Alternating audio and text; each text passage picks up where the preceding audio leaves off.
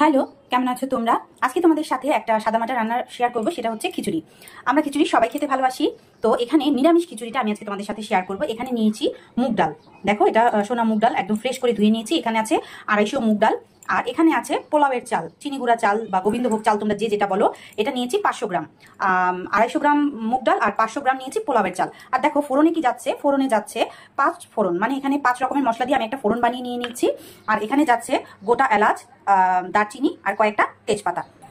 কড়াইয়ে তেল দিয়ে দিয়েছি, সর্ষের তেল। তেল গরম হয়ে গেছে, দিয়ে দিচ্ছি গোটা এলাচ, দিয়ে দিচ্ছি গোটা দারচিনি আর এখানে রাখা তেজপাতাগুলো। এলাচ দারচিনিটা ভাজা হয়ে গেছে, দিয়ে দিচ্ছি ফোড়ন, 5 ফোড়ন। এটা একটু ভেজে নেব। 5 ফোড়নটা ভাজা হয়ে গেছে, দিয়ে দিচ্ছি 1 চামচ মতো আদা বাটা। আদাটা ভালো মতো ভাজা হয়ে গেছে, মশলাগুলো একসাথে ভালো মতো ভাজা হয়ে গেছে। দিয়ে দেব মুগ ডালগুলো।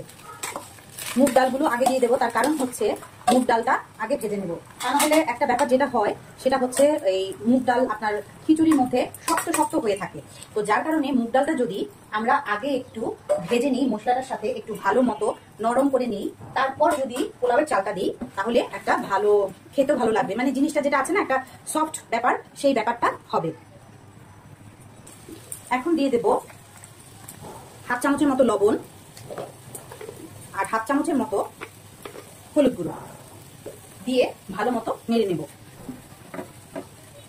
সবকিছু মিশিয়ে মুগ ডালটা ভালো মতো ভাজতে হবে, যাতে একটা সুন্দর গন্ধ আসে মুগ ডালের। তারপর দিয়ে দিতে হবে মুগ ডালটা সেদ্ধ করার জন্য জল। ভাজা হয়ে গেছে মোটামুটি, দিয়ে দেবো 2 কাপ গরম জল। অবশ্যই পোলাও খিচুড়ি এই ব্যাপারগুলোতে আপনাদের গরম জল ইউজ করতে হবে। এখন সেদ্ধ হওয়ার জন্য ঢেকে দেব।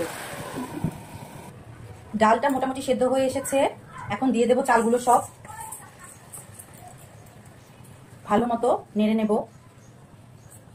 সব নেড়ে চেড়ে এখন 4 কাপ পরিমাণ জল দিয়ে দেবো, চাল ডালটা আরো ভালো সুসিদ্ধ হওয়ার জন্য। আর অবশ্যই গরম জল দিয়ে দেবো। 1 চামচ মতো চিনি।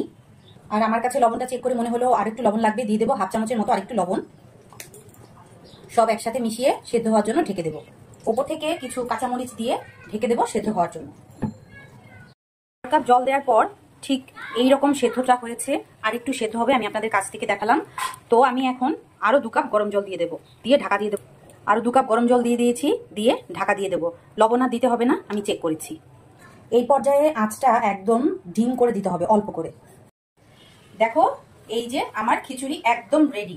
আমি ঠিক এইরকমই নরম নরম খিচুড়িটা পছন্দ করি। আমার বাসার সবাই এরকম নরম নরম খিচুড়িটা ভালোবাসে। তোমরা চাইলে একদিন আমি তোমাদের সাথে ভুনা খিচুড়িটাও শেয়ার করব।